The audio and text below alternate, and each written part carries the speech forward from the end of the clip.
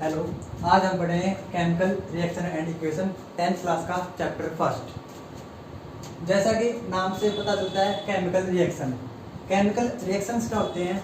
जब एक सब्सटेंस दूसरे सब्सटेंस के अंदर कन्वर्ट होता है और पहले सब्सटेंस की जो प्रॉपर्टीज होती है वो दूसरे सब्सटेंस से इंटायरली डिफरेंट होती है। ऐसे रिएक्शंस को हम बोलते हैं केमिकल रिएक्शंस। जैसे कि एग्जांपल के तौर पे मान लेते हैं हमने लिया सब्सटेंस ए और ये सब्सटेंस ए कन्वर्ट हो गया बी के अंदर, ठीक है। जबकि ए सब्सटेंस की जो प्रॉपर्टीज है और जो बी सब्सटेंस प्रॉपर्टीज है वो इंटायरली आपस में डिफरेंट होती है। जैसे कि एक एग्जांपल बात करते हैं, जैसे मिल्क कन्वर्ट होता है कर्ड के अंदर। ये जो चेंज है ये कहलाता है केमिकल चेंज, और जो ये रिएक्शन होगी वो कहलाएगी केमिकल रिएक्शन।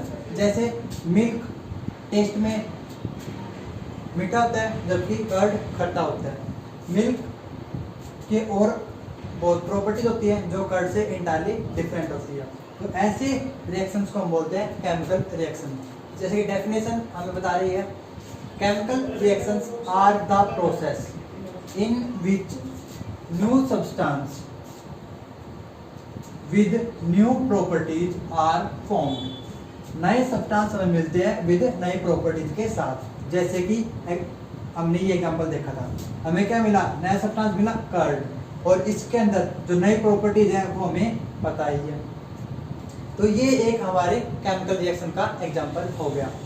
अब बात करते हैं इसके अंदर आने वाली टर्म्स की। जैसे मिल्क, जो सब्सटेंस हम केमिकल रिएक्शन के लिए लेते हैं उनको हम बोलते हैं रिएक्टेंट्स। तो जैसे मिल्क हमारा, इसके लिए एक स्पेशल नाम दिया हमने रिएक्टेंट। रिएक्टेंट बेसिकली क्या होते हैं? रिएक्टेंट वो सब्सटेंस होते हैं जो केमिकल रिएक्शन के अंदर पार्टिसिपेट करते हैं, यानी कि जो हिस्सा लेते हैं, जो किसी के अंदर कन्वर्ट होंगे, उनको हम बोलते हैं रिएक्टेंट्स। जैसे मिल्क हमने सब्सटेंस लिया है और ये कन्वर्ट होगा किसके अंदर? कर्ड के अंदर। तो जो सब्सटेंस चेंज होगा उसको हम क्या बोलेंगे? रिएक्टेंट। तो रिएक्टेंट की अगर डेफिनेशन की बात करते हैं तो रिएक्टेंट की डेफिनेशन होगी दोज सब्सटेंस which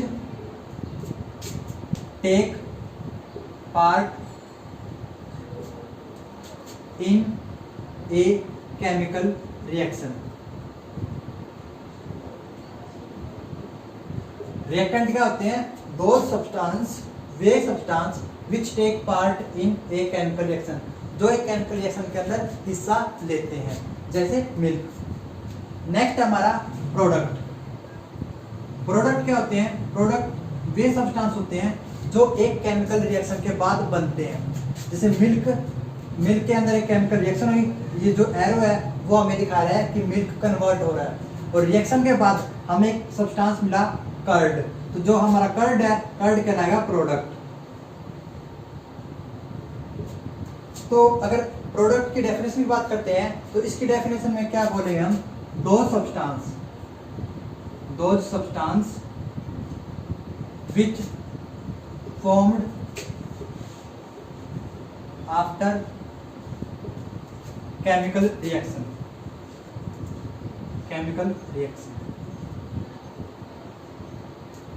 जो नया सब्सटेंस आफ्टर केमिकल रिएक्शन बना है उसको हम बोलेंगे प्रोडक्ट। जैसे कि कर्ड हमारा क्या है? प्रोडक्ट का काम कर रहा है। नेक्स्ट हम देखेंगे अब characteristic of a chemical reaction, कि केमिकल रिएक्शन की कैरेक्टरिस्टिक क्या क्या होती हैं। उससे पहले हम एक दो एग्जांपल और देख लेते हैं।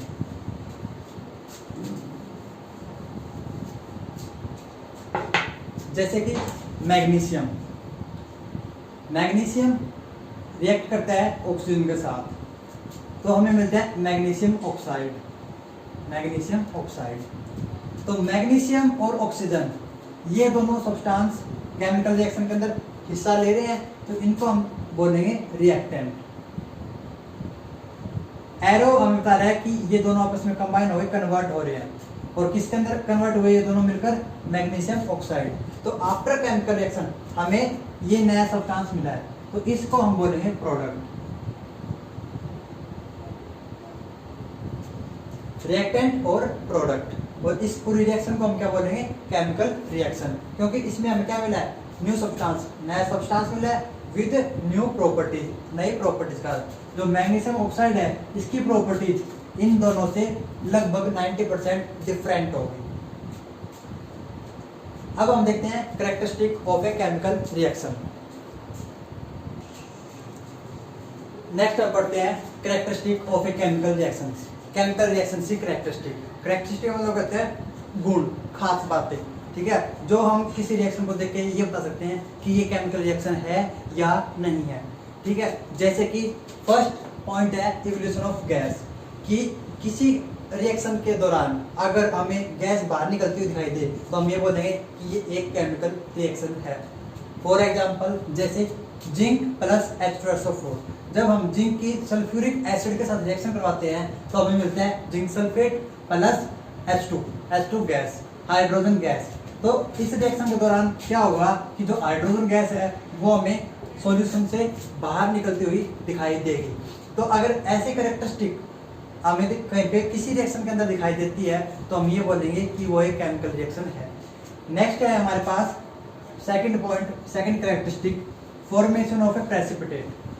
पहले बात करते हैं प्रेसिपिटेट की। प्रेसिपिटेट एक सॉलिड सब्सटेंस होता है जो हमें रिएक्शन में दिखाई देता है।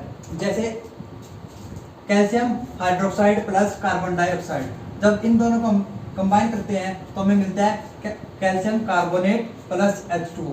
यहाँ पे जो कैल्शियम कार्बोनेट है वो एक सॉलिड फॉर्म में पाया जाता है। इस सॉलिड को हम बोलते हैं प्रेसिपिटेट।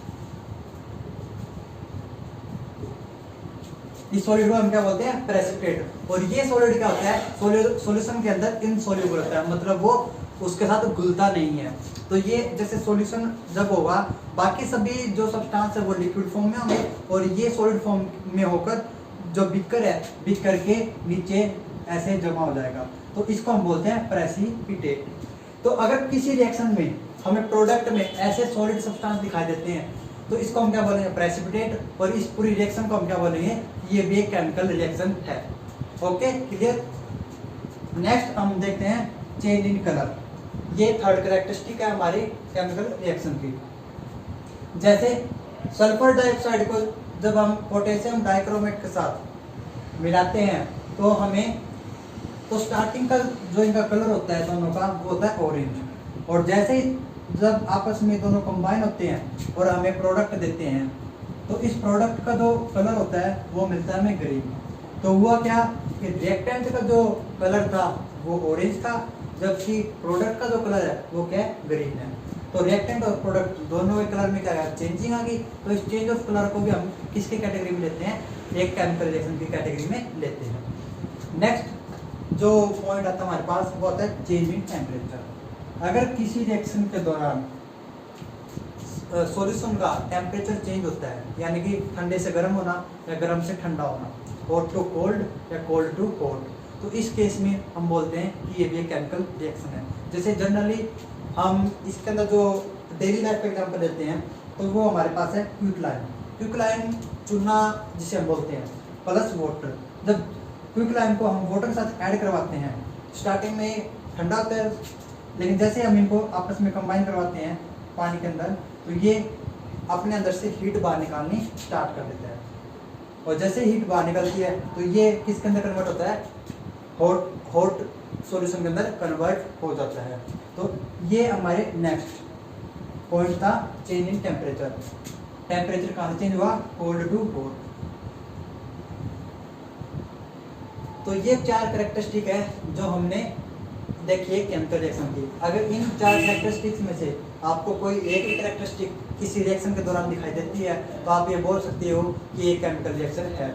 और ज़रूरी नहीं है कि अगर ये ना दिखाई दे तो वो केमिकल रिएक्शन नहीं होगी, लेकिन मेनली ये 4 कैरेक्टरिस्टिक हम इजीली ऑब्जर्व कर सकते हैं। वैसे तो बहुत सारे कैरेक्टरिस्टिक है जिनको हम देख के बता सकते हैं कि ये केमिकल रिएक्शन है या नहीं है, लेकिन जनरली जो नॉर्मल हम देख के बता सकते हैं कि ये केमिकल रिएक्शन है या नहीं, जैसे लैब वगैरह में, तो वहाँ पे हम जनरली इन कैरेक्टरिस्टिक्स का ही यूज करते हैं। इन कैरेक्टरिस्टिक को हम देख के बताते हैं कि ये केमिकल रिएक्शन है या नहीं है। इनको उतार लीजिए, फिर आगे देखते हैं।